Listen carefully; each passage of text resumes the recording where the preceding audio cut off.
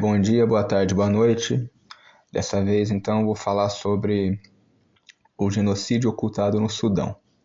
Bom, primeiro temos a carta do Wall Street Journal, de 11 de novembro de 98. Sudão, quem desenterrou as evidências concretas.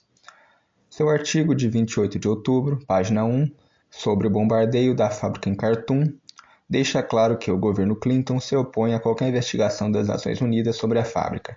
A amostra de solo misturada com a EMPTA parece ser a única evidência concreta que apoia as alegações da administração de que El Shifa era algo a mais do que afirma ser, uma fábrica de produtos farmacêuticos. Todas as outras alegações parecem virar fumaça quando examinadas de perto. Será que a amostra de solo também não resistiria a um exame minucioso?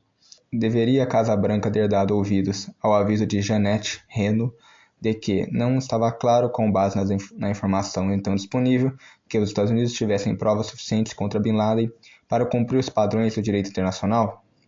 Não podemos deixar de nos questionar sobre a credibilidade do agente treinado pela CIA, de nacionalidade não identificada, que obteve a amostra de solo. A segurança da América exige que a administração considere a sua suscetibilidade à má orientação. Isso veio de Imad Ahmad, PhD presidente do Instituto Minarete da Liberdade, Bethesda, Maryland. Temos agora então outra notícia de 26 de maio de 2023, feita pelo canal Vox, o conflito do Sudão explicado. Em 19 de dezembro de 2018, uma revolução eclodiu em todo o Sudão. Depois de décadas vivendo sob o regime ditatorial brutal de Omar al-Bashir, civis revoltaram e queriam democracia.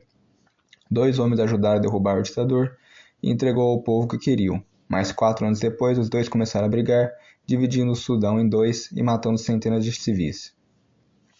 O Sudão é conhecido por golpes militares e as forças armadas sudanesas passaram a ter um poder enorme e usaram esse poder quando se livraram do domínio anglo-egípcio. O primeiro golpe militar bem-sucedido ocorreu em 1958, quando Abdullah Khalil foi deposto e assumiu o ditador Ibrahim Aboud. Uma década depois, o coronel Ghaffar Nimeri deu outro golpe e derrubou Ismail al-Azari em uma democracia de curta duração. Em 1985, Nimeri foi derrubado por Abdel al-Dahab e foi fundado mais tarde um novo governo democrático. Em 1989, o coronel Omar al-Bashir derrubou esse governo democrático e instalou sua ditadura. Mas Omar al-Bashir viu que poderia ser derrubado como seus antecessores e foi mais esperto, criando a estratégia do Coupe Profim, ou proteção contra capotamento, onde ele se cercou de protetores, mas os vigiava para garantir que não fosse derrubado. Durante seu governo, Omar al-Bashir fortaleceu o exército SAF e manteve um relacionamento forte com ele. Ele confiou no exército para suprimir uma guerra civil no Sudão do Sul, onde as forças armadas e milícias brutalizaram civis. Mas outra guerra começou a tomar forma no oeste, na região de Darfur. As pessoas em Darfur estavam sendo negligenciadas faz tempo e havia escassez de suprimentos médicos e bens e sentiu que não eram representados no governo sudanês. Então, em 2003, enquanto a maioria da SAF estava no sul, os grupos rebeldes atacaram as forças armadas em Al-Fashir, na região de Darfur, como podemos ver na imagem. Quando a notícia chegou a Omar al-Bashir, ele decidiu confiar em milícias árabes locais conhecidas como Janjaweed do que no seu exército. Esse grupo era brutal e massacrou rebeldes e civis em Darfur por ordem de Omar. Imagens de satélite mostram que Janjaweed são responsáveis pela destruição de mais de 3.000 aldeias, assim como a SAF em Darfur também foram responsáveis pelo que aconteceu lá. Ambos os grupos são acusados de assassinato em massa, estupro e deslocamento direcionado de civis. E Omar al-Bashir mostrou seu poder e se refugiou em Darfur junto com as milícias Janjaweed. Ele confiava em 2 homens, Mohamed Hamdan Dagalo e Musa Hilal, que chamou para fazer parte do seu governo. Em 2011, uma longa e horrível guerra civil acabou com a independência do Sudão do Sul, o que deixou al-Bashir numa posição fraca. E logo em seguida, a economia do Sudão entrou em colapso, porque a maioria das reservas de petróleo estava agora no Sudão do Sul. Para ganhar apoio, al-Bashir deu aos Janjaweed status oficial como uma força paramilitar, que passaram a ser chamada de Força de Apoio Rápido, ou RSF, em 2013. No começo, o grupo foi colocado sob a supervisão do NISS, Agência de Inteligência Sudanesa. Então, em 2017, al-Bashir criou uma lei que colocava Mohamed Hamdan Dagalo, ou Hemedti, diretamente sob seu comando para deixar claro que o objetivo principal da RSF era sua proteção. Ele concedeu independência financeira a Hemedti e permitiu que ele assumisse o controle de algumas minas de ouro em Darfur e contrabando de armas e metais para lugares como o Chad, Líbia, e enviando tropas para regiões dilaceradas pela guerra como o Iêmen e a Líbia. Ao mesmo tempo, al-Bashir permitiu que as forças armadas entrassem nas grandes indústrias, como produção de armas e telecomunicações. Enquanto ele estava preocupado em enriquecendo essas duas forças, os civis continuaram a lutar. Protestos eclodiram em 2018, o que causou uma grande crise econômica. Ele tinha colocado cerca de 60 a 70% do orçamento do governo para o setor de segurança, o que incluía seus protetores, Hemedti e a RSF. Enquanto o povo lutava para atender às suas necessidades básicas, o que levou à maior revolução que já teve no Sudão. Protestos desorganizados eclodiram em diferentes partes do país, inclusive na capital, Khartoum. Os manifestantes foram reprimidos, mas não vacilaram por meses, e a RSF e a SAF não eram úteis para ele mais. Então, em 11 de abril de 2019, eles conspiram e tiram al-Bashir de sua posição. Os manifestantes comemoram a deposição de al-Bashir, mas não confiavam nos homens que fizeram isso. Um dia após o golpe, Abdel Fattah al-Burhan assumiu e ele era um ex-comandante regional em Darfur, comandante da SAF. Então, Hemedti e al-Burhan tomou o controle do Sudão. Quando os protestos pró-democracia aumentaram em Khartoum, Hemedti e suas forças iniciaram os atos de repressão. Em 3 de junho de 2019, a RSF mataram mais de 100 pessoas num protesto pacífico e outros massacres continuaram em todo o país. Então, quase todos os países da África, mais Estados Unidos e a Grã-Bretanha e a Arábia Saudita, interviram para tentar retornar a democracia ao Sudão. Eles pressionaram o exército sudanês e os manifestantes a aceitar um acordo de partilha do poder. Nesse novo acordo participaram representantes do exército e manifestantes em um conselho de transição. Nesse plano, os militares teriam controle por 21 meses e os civis por 18 meses. O problema é que Burhan e Hemedti foram colocados nos cargos de presidente e vice-presidente, respectivamente. O conselho nomeou como primeiro-ministro Abdullah Hamdok, que, depois de várias intervenções militares dos dois líderes, tal como um golpe organizado em outubro de 2021, Hamdok renunciou em janeiro de 2022. Burhan então estabeleceu alianças pessoais com os líderes do Egito, Arábia Saudita, Rússia, Emirados Árabes Unidos e a China. Mas Hemedti fez o mesmo usando sua riqueza das minas de ouro de Darfur.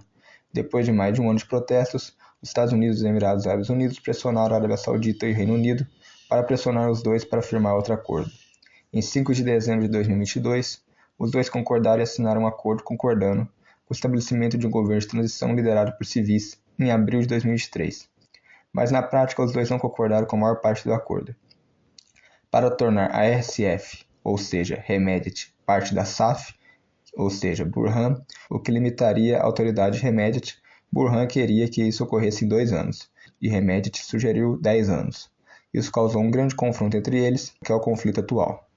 Eles armaram centenas de homens de seus exércitos em todo o país, onde Burhan tinha a força aérea que deixou muitas vítimas, e os recursos de Hemedti permitiram a ele ter mais homens em forças terrestres.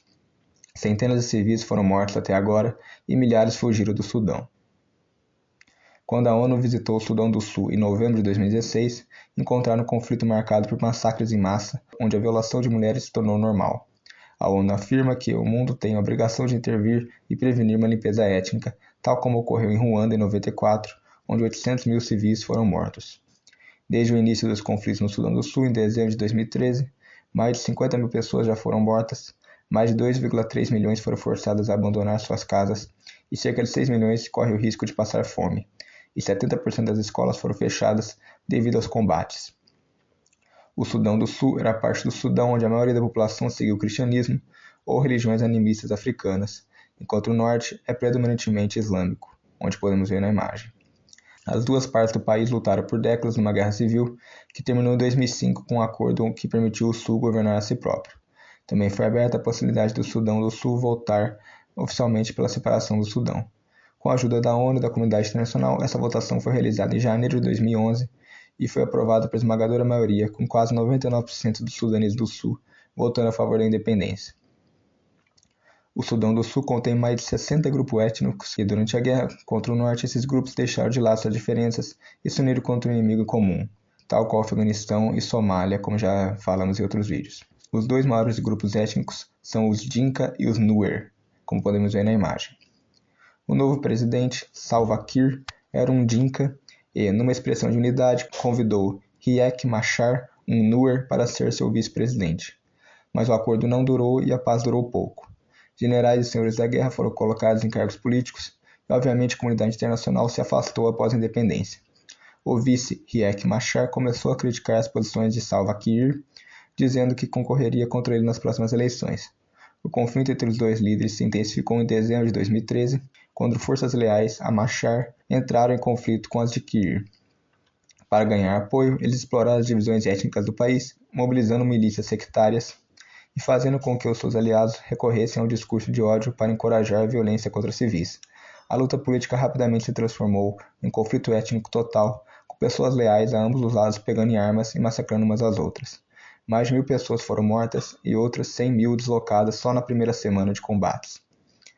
E só piorou desde então, com outras tribos se juntando à luta. A competição feroz por recursos, a intervenção de países vizinhos e o forte afluxo de armas para a região só serviu para escalar o conflito.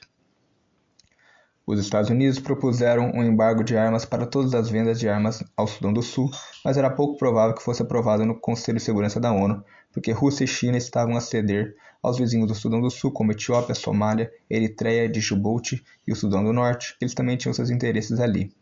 Depois do genocídio em Ruanda, os líderes mundiais criaram um tribunal penal internacional destinado a evitar que tais atrocidades ocorressem no futuro. Mas, obviamente, qualquer autoridade supranacional como a ONU só piora as coisas ainda mais e, muitas vezes, se não todas, é a própria causa desses conflitos. Então é isso, obrigado a todos que assistiram, até mais.